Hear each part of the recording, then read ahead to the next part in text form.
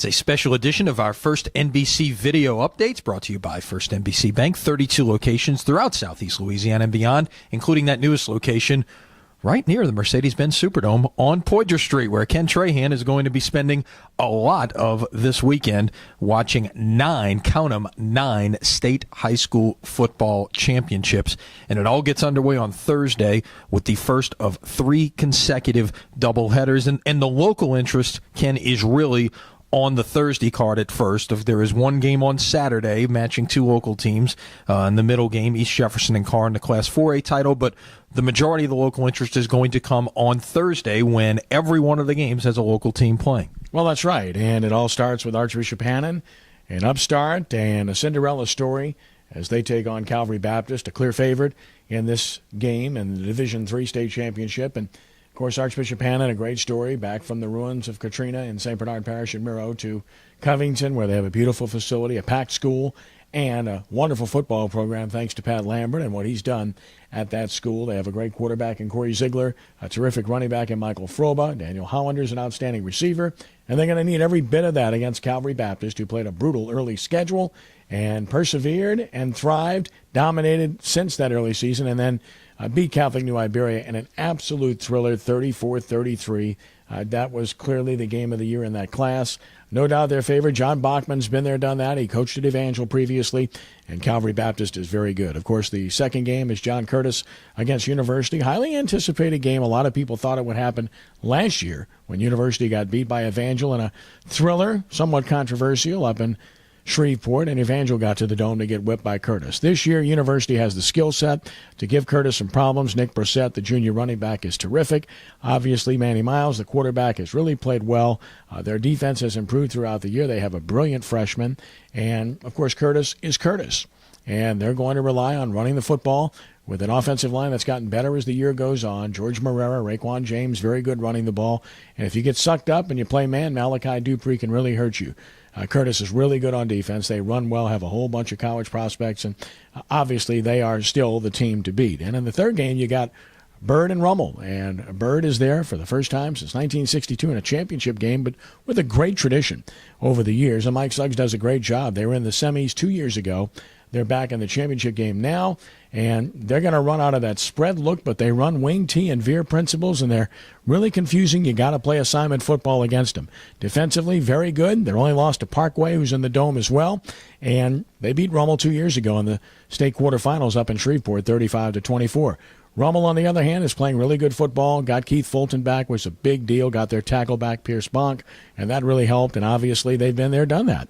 And this is a tested team that played a very difficult schedule, which explains their 3 losses, and they're a dangerous team. This is a really good matchup. Yeah, it's going to be an outstanding Thursday to get things started. As we look ahead to Friday, no local teams, but just the same. One of the things that I talked to Kenny Henderson about earlier this week is the fact that while none of us like the fact that there are 9 state championship games instead of 5 and how we got to that route, one of the perhaps unintended consequences of all of this is you've got a lot of people who are in the Dome for the first time. 18 teams are going to be here. 10 have never been here before, and you're going to see a lot of those on Friday.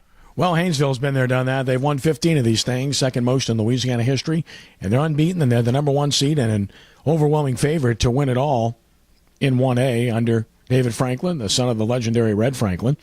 They've got Mangum, another North Louisiana power who can really run the ball well, and they've done a terrific job, and they had a really strong victory against West St. John in the semis. So this is a good matchup, a North Louisiana matchup, and one of those that I think is going to be excited to the folks from Mangum. The Dragons will be excited to be here. Of course, in the second game, you got the 2A championship game, Manny and Kinder. That's the 1 seed and the 3 seed. They have 2 losses combined.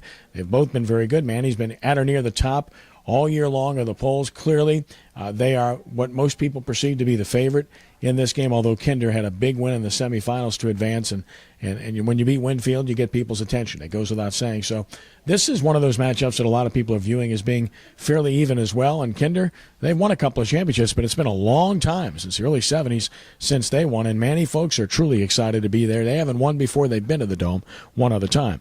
Livonia and Union Parish. Livonia has never been this far in the playoffs. What a thrilling time it is for them. They're a number 1 seed.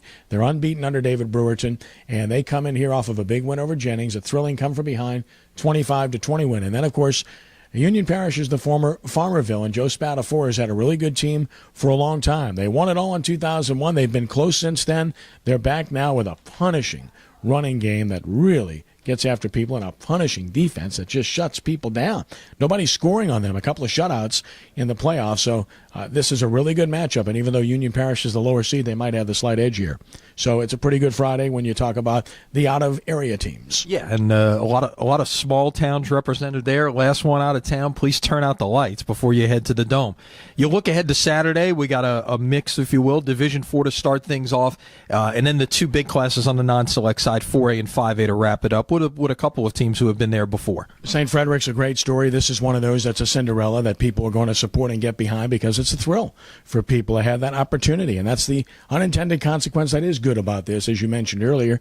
And they're a good football team, and they've done some great things. People here got a chance to see them when they came down and beat Country Day in the quarters, and they carried it over into the semifinals, playing extremely well. But they have the unenviable task of dealing with Vermilion Catholic, who's 13-0, with a dynamite offense, a really good defense. They've been the best team in the class since day one this year, and they are unquestionably the favorite. The 4 p.m. game, of course, is the matchup of 4A locals, Edna Carr, defending state champion, and upstart East Jefferson, who's had an undefeated season, a great year under Nick Saltaformaggio, who's my coach of the year in Louisiana, regardless of what happens this weekend. Nick's done a great job. Eugene Wells, a 4-year starter at quarterback. Ronald Green, who's been terrific as the senior running back, has been unbelievably productive. Jerome Smith's a wild card. Their defense, fast as can be, fastest I've seen. Edgar Jackson, their linebacker, is the best. They held Neville to 15. That speaks volumes. Edna Carr is all that. They've got size, they got speed, they got a good coach in Nathaniel Jones, and other than that, they've got nothing. So they're definitely the team to beat, no doubt, but they also know that they can't sleep on East Jefferson. Nathaniel Jones, quite concerned, trying to get his players' attention. Speedy Noel is healthy, it's obvious, and he makes a tremendous difference. He's that X factor that you're looking for all the time. And that Card defensive front is big and strong and difficult to move. To me, that's going to be the big challenge for East Jefferson in this game. The nightcap has Parkway and Acadiana. This is the tortoise and the hare, if you will. This is the puncher and the counterpuncher. Perfect matchup. One team that wants to run the football, dominate time of possession, shorten the game. The other team wants to get as many snaps as they possibly can, get to the line of scrimmage quickly and throw the ball all over the field and let their quarterback line up and shotgun it if he doesn't see anything to take off and run. Because Brandon Harris, the LSU commit, is all of that. He's really good, the best dual-threat quarterback in Louisiana, no doubt. And they've won every game on the road in the playoffs, so they've richly earned their way here. It's their third trip heading this way, coming south in the playoffs, so that's pretty impressive. Very tough. Went to East St. John, went to Covington. Now they're coming back here again. And in between, they went to Zachary. And then, of course, Acadiana, they've been there, done that. 2 championships for Ted Davidson in recent years in 2006 and 2010, and they've been there on 2 other occasions. So they know their way here. And they're really good, and they're only getting better. They run the ball as well as anybody, if not better than anyone in the state. Their defense has played great. Just ask Steve Robichaux. He'll tell you it's the best defense he's seen. And there's no doubt that this is a classic matchup because of the total difference between the two teams. Should be a fun one to watch. The capper to 9 games in 3 days in the Mercedes-Benz Superdome. The state high school football championships back in New Orleans. Again, as we've seen them all here in New Orleans, with the exception of a Katrina year for 30-plus years now. And if you're a high school sports fan, there is no better place to spend Thursday, Friday, and Saturday than right there. Before we end this, Ken, we'll see all our predictions at sportsnola.com. The whole panel makes their calls. Where is the one spot on this 3-day docket that you could see an upset?